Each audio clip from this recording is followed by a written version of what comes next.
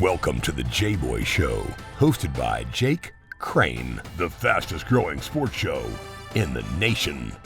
I'm Coach Hugh Freeze. This is Super Bowl champion Brandon Graham. Hey, this is DJ Shockley, and you're watching.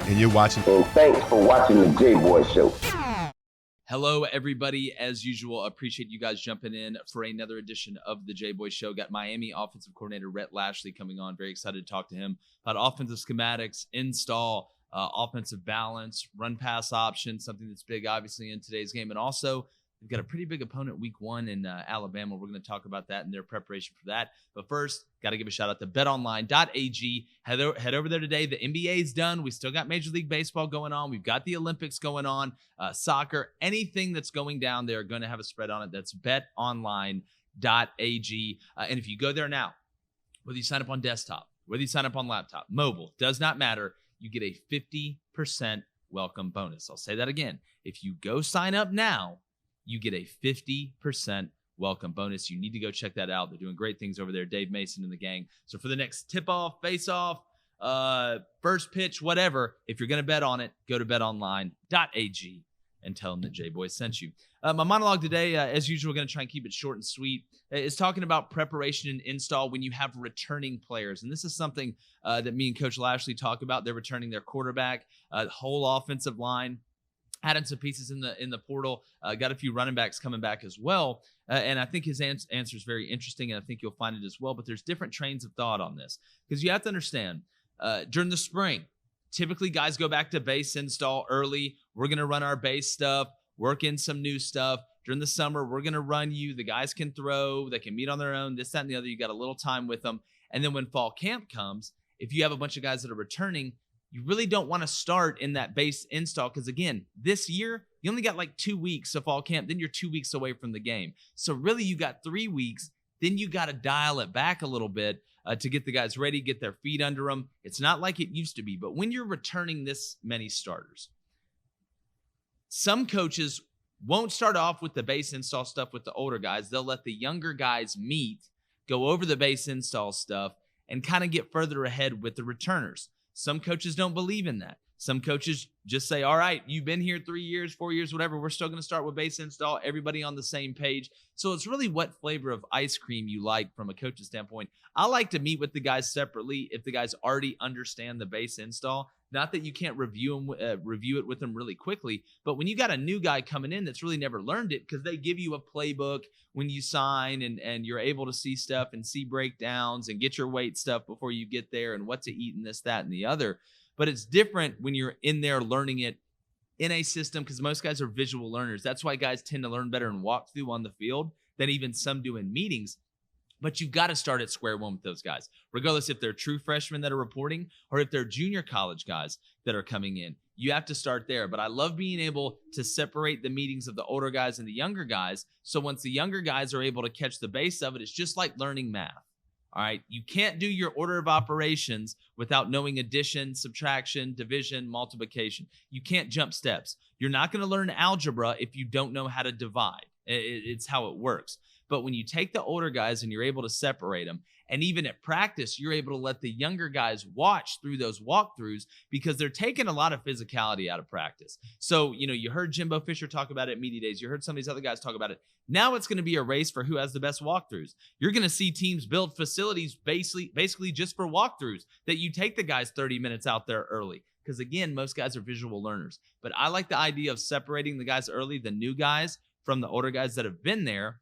Do it through the spring, get them accustomed. Then in the summer, you can catch those new guys and those young guys up. The guys that are reporting, because most freshmen report during the summer. Most JUCO guys, even though you really don't want to report during the summer, you'd love to get them in spring. And now with early enrollees, that's why guys are trying to early enroll. They want to get ahead of the playbook. So it's some great stuff. Rhett Lashlee goes into it. I'm always so interested in figuring out the install schedules of different guys because a lot of guys do it different. And there's many ways for it to work. So make sure you check that out. We've got a great interview with Rhett Lashlee. Make sure you subscribe. YouTube, Apple Podcasts, Spotify. Keep blowing the channels up. We're growing like a weed every day, and we're going to have more great football content coming for you as we are marching to the 2021 season. Let's get Coach Lashlee in here. Let's win the water cooler together. All right, everybody, very excited to enter the interview portion of today's show. And look, we try and bring on guys that not only know what they're talking about, they're also in the business doing it right now. And one of the best minds in college football, offensive coordinator at Miami, Mr. Rhett Lashlee. Coach, I really appreciate you coming on. Hey, I appreciate you having me, Jake. I'm getting excited. Football season's about to get going. Yeah, just got done with media days, which, means we're a stone's throw from kicking off. And again, you guys kick off with a heck of a matchup against Alabama, and we're going to get to that later. But, Coach, I like talking about, getting inside behind the helmet, underneath the visor, stuff like that from a coaching standpoint. The first thing I want to talk about is something that, you've seen, obviously, you guys with the ability you have with D'Eriq King with RPOs and stuff like that. It's really been a part of the college game for a while. You see it now elevating in the NFL game. When you look at RPOs, I mean, it's really just a triple option with a pass involved, right? Yeah, to some degree it is. I think we're always looking for, as offensive coaches, at least for me, how can we make a defense defend the whole field? Mm-hmm. How can we put more stress or pressure on a defense? And then ultimately, the quarterback is your coach on the field. And you do the best you can as a coach to set those guys up, whoever your quarterback is, for success before the ball snap, and give him every advantage you can. But the reality of it is when the ball snap, the defense gets to change what they're doing. They get to stem, blitz, change their looks, or sometimes they're just in the right call for what you've got called. And so as much power or as many options as you can give your quarterback once the ball's snapped to still be right, I think is the biggest thing you're trying to do. But there's that fine line of trying to thread the needle of giving him those options without overloading him too to where he can't play. And so that's where the whole RPO or, as you're saying, he can hand it, he can pull it and take off, he can pull it and throw it. There's all those different options. It's just another way, as you say, to run option football, which 30, 40 years ago was the triple option. Yeah, and, I used to talking to the nickels all the time. It used to worry me because you know how heavy they want to get. Once they see that action, they get that slant drawn in them or the over behind them. But, Coach, having a quarterback that can run when you're doing those things, when you're running the zone read, even running inside zone and being able to hold that backside in with your eyes to give you another guy in the box. How important is that in today's game and doing what you guys want to do? Because from a defensive standpoint, it's hard to account for that guy. If I got to put a spy on him, that takes a guy out of coverage.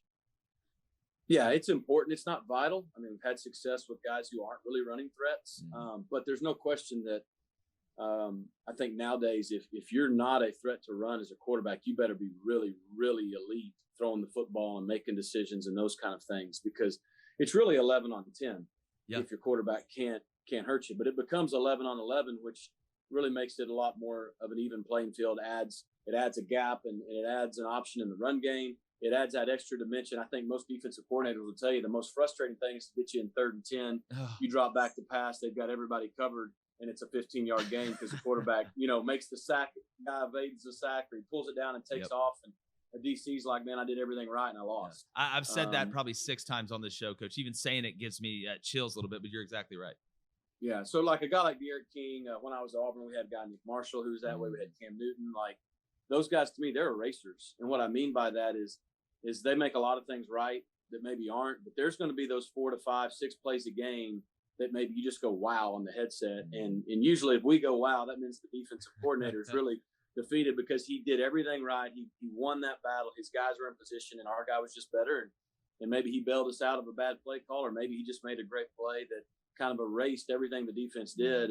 And ultimately can be why we win a game. Yeah, it's a great way to put it, and a great way to find out what the disguise is when the quarterback can run as well. But, from a play calling standpoint, I talk about this all the time on the show. The audience really enjoys, kind of getting into the press box and seeing, what you're seeing, reading the box, reading the second level. But can you talk about, and I'm not asking for the secret sauce here, Coach, but the greatest play callers are 2-3 plays ahead down the road. Can you just talk about being able to call plays and having that feel? Because obviously you've had a ton of success at it, and you're growing each year, just like every coach does, regardless of how long they've coached. But just calling plays philosophically, kind of where are you at?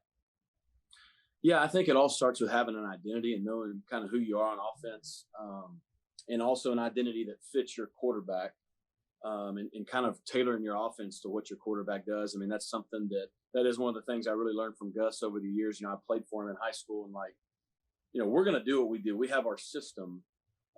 whoever you are. We have our system here at the University of Miami, but we within our system, without compromising our identity and who we are, we can always tailor that to our quarterback.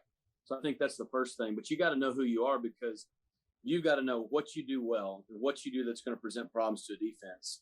Because now you can anticipate how they're going to defend you, because you've got to be good at something for them to want to take it away. Yeah. And then if they take it away, there's only so many ways somebody can take it away if you know who you are and you know what you do. And so, they're either going to do this, this, or this. And then based on what they do to take it away, we know what we're going to do as our answer to do that, or what other things we can do to put pressure on them. And so I think sometimes as coaches, I've been guilty of it before, and not saying I won't be again. We're all guilty. Everybody wants to know who's got the guru hat or who's the smartest guy. And sometimes coaches it can be all about how many plays you run or how many of this. It's really not. It's how many plays can your guys run and execute well. Yeah. And if you can only execute and run a handful of plays well, that's still a whole lot better than having a lot of plays you can line up and kind of run, but you're not any good at it. Because if you can do something well, that means you're good enough that you're a problem. And the defense has to try to stop what you do well. And in order to stop it, they've got to do this. And when they do this, we're going to do that, which now puts them in, a real predicament of, well, do we keep taking away what you do well, but now we're exposed here? Do we go back to doing what we do, and now what you do well takes over again? And so I think that's, from an offensive perspective, you got to have something you can hang your hat on, but you do have to try to keep a defense off balance. You got to be whether you said a few steps ahead or setting things up or just anticipating when we're successful doing this, they're going to do that, and then this will be our answer. And if you don't have too much offense and you have an identity, you know who you are, you can have those answers ready.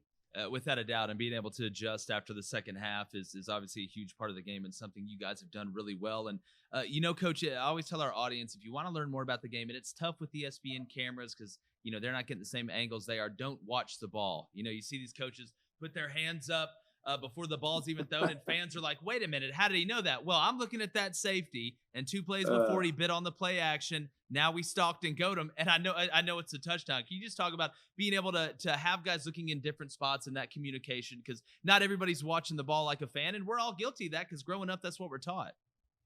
Yeah, and it's easy to do as a coach too. But you got to have guys like for us, our staff on game day, that everyone's got eyes in certain spots.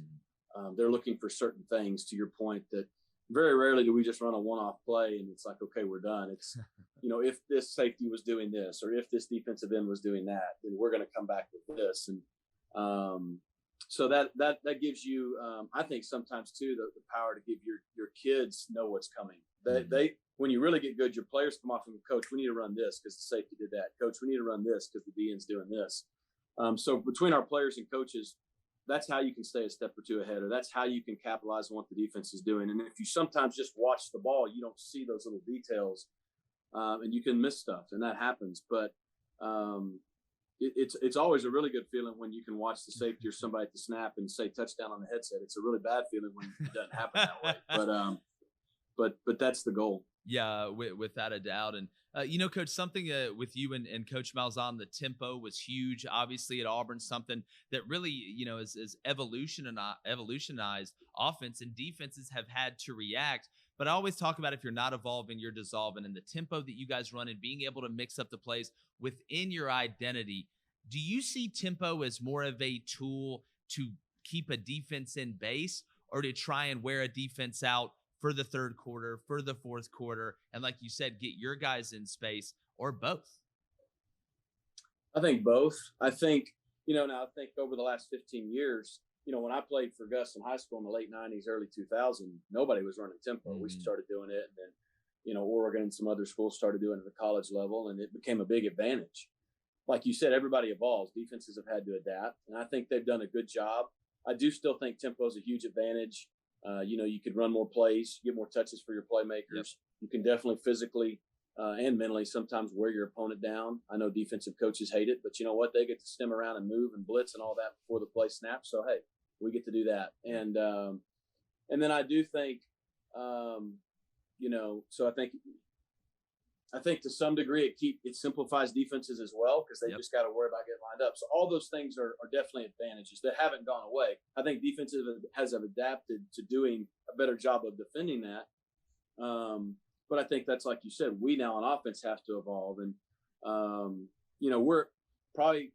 last 2 or 3 years since I left, Gus, we've tried to play with more tempo than we had kind of gotten to doing there. We were no huddling, but we weren't playing fast. We're trying to play fast again, but there's still going to be 30%, 40% of your snaps in the game where you can't play fast. Third down, red zone, P&10 to start a drive. You take a shot, throwing a completion at 2nd and 10. Penalty, something like that. What can you? Yeah, penalty. What can you do if you've lost your edge of tempo, which is an edge that puts pressure on a defense? And if you've lost that edge, what can you do to still keep an edge and still try to make a defense uncomfortable, still try to keep them off balance? So I think when you're a tempo team like us, that's a huge advantage when you can play fast. Yeah. For the reasons we just said. But what can we do when we can't play fast to still keep our advantage? And that's where we're trying to evolve now. Yeah, it's like a pitcher. You got to be able to throw more than the fastball. What happens when they're hitting one pitch? You got to be able to throw another one for a strike, and really more than that. Exactly. Yeah, we're here with Miami offensive coordinator Rhett Lashlee. Absolutely loving this, Coach. I got to talk to you for hours, but I know you're busy. You guys are meeting. But Coach, I want to talk about your offense and what you got coming back. I mean, you got your offensive line basically returning. D'Eriq King, even though he's coming off an injury, we know now the difference in having an ACL 10 years ago, even compared to right now, you can get back really quick. How excited are you to be able to take that rapport between the quarterback and the offensive line? Because, man, that obviously makes reinstall and practice and walk through and all that stuff a whole heck of a lot easier, and really special for the young guys who haven't been there yet. Yeah, I'm really excited. This is really, I think I'm going on my 10th year as an OC. I think my math may be off, but this is only the second time I've had the same quarterback back-to-back years. Wow. And so Nick Marshall in 2013 and 14, and now D'Eriq. And to your point, he's rehabbed really, really well. Thankful for great medicine and great doctors, and over the years here, as things have gotten better. And then just a kid like D'Eriq, his work ethic is so incredible. If anybody could make it back, he was going to be that guy. Yeah. So we fully are expecting him to be ready to go and excited about that. But not just him, to your point. I think our offensive line should be a lot better. We got a lot of guys returning, and hopefully we've maybe even added a few pieces. And same thing at the running back position. Our top 3 running backs are all returning. Receivers, a lot of guys are back. We've even added some pieces. Tight end, we lost one really good one in Brevin Jordan, but Will Mallory's a really, really good player. So we've got a lot of guys coming back in year 2 that we've also gotten to have a full spring with now, full off season with not having it the first year with COVID. So that's helped. But there's just a different feel. There's a different comfort level with these guys, knowing the expectations, knowing what we're doing, having a better feel. So hopefully we can execute at a more higher, consistent level now than we did a year ago on just who we are, but also maybe take the next step on some things as well. Yeah, and I always love asking this question, Coach, with returners, because there's different philosophies on it. But when you're returning that amount of guys on the offensive line, and really the amount you are offensively, do you treat the install the same as if you had 3 to 4 new guys from the spring on? Or do you kind of start a little bit ahead and maybe have separate meetings for the younger guys? And again, you can tell me what you can tell me. I don't want to ask too much, but does it change your thought process of install from the spring and then really into the beginning of fall camp with so many returners? Or is it by the book, we're going to stick with the install schedule we always do, plus the evolutions that we've made and talked about during the offseason? That's a great question. And I think from a coaching standpoint, you can look at it a couple different ways. I mean, yeah, when you've got a lot of guys coming back, I think the natural tendency is to relax and say, man, we can do this, we can do that, we can go a lot faster. But the reality of it is, it's kind of like I said earlier, it's how well do you execute what you do? Yeah. And so I look at it more of a standpoint, especially in the spring and the summer, is, man, let's really refine who we are. And let's be elite. Let's try to be experts at what we do. Let's try to go to the next level and not take things for granted, because we may have a left tackle back who we think is really good and got a lot better last year. But if you just keep doing more and more and overload them, they're like anybody else. They're only just going to be okay. And so we try to be, we just tried to really improve on who we are and what our identity is, and worry about ourselves and realize that if we can be the best version of ourselves, then at the end of the day, that's the best way we can win any game. And now, at the end of spring ball or in the off season, do you look at a few other things maybe and ways to try to improve or tweak, as opposed to maybe you wouldn't if you didn't have a lot of guys coming back? Yes. Will it allow us here in a week or so in fall camp? Because really we got 2 weeks of fall camp, and then we're 2 weeks out from playing Alabama. It's unbelievable, so Coach. It's not a lot of time. And so that time shrinks every year. So are we able to maybe go at a little faster rate the first week of fall camp? Absolutely. But I think there's a small trap you can fall into. I know if as a coach is, man, well, we can do so much more, or we can do this, instead of just saying, no, we can just be so much better at what we do. Yeah. And so that's that's a great question. There's a really fine line there. So we try to take it as let's build a great foundation, and then if we do that right, we'll be able to have a little bit of fun, maybe more so during the season than normal with the experience we got. Yeah, you can't spell fundamentals without fun either. Those will never change. Leverage never changes. Angles never change. I always say football's like life. It's a game of momentum and angles, man. And you can get those down. You can get it done. But, Coach, my last question for you, I really appreciate you taking some time, man. Like I said, I know you guys are gearing up for fall camp.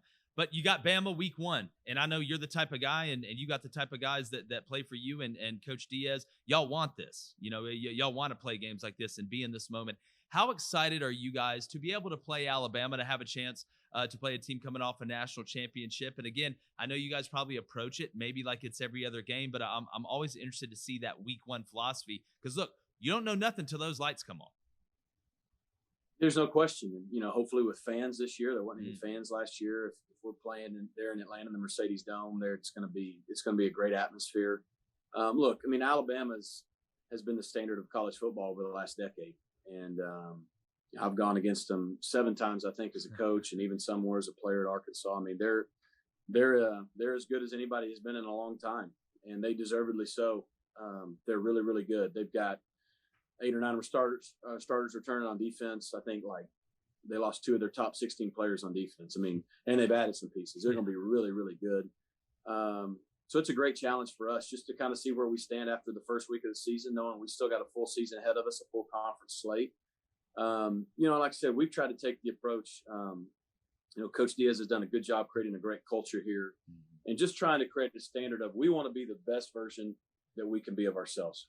If we're as good as we can be, we feel like that's going to give us a chance to win a lot of football games. And I think you just feel like if you can get your guys buying into, instead of worrying, no matter who you're playing, instead of worrying about opponents, worry about yourself.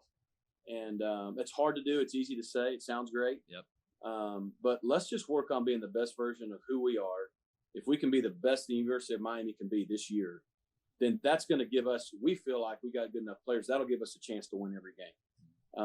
Now we got to go play well, and we got to have things go our way. And we're going to play, obviously, week 1, an opponent that, nobody really thinks we have much of a chance against.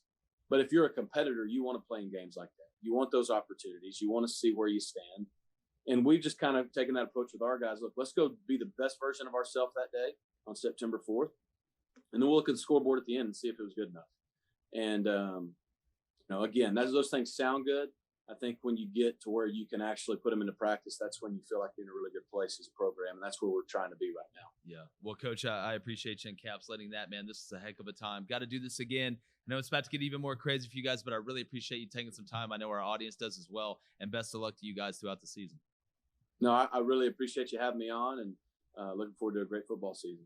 Definitely. Well, we appreciate you guys joining us as well. Make sure you go to YouTube, subscribe, Apple Podcasts, Spotify, go to jboyshow.com. Grab some of that merch. For Miami offensive coordinator Rhett Lashlee, I'm Jay Crain from the Jboy Show. And like De'Aaron King when he keeps it around the edge, we're going, gone.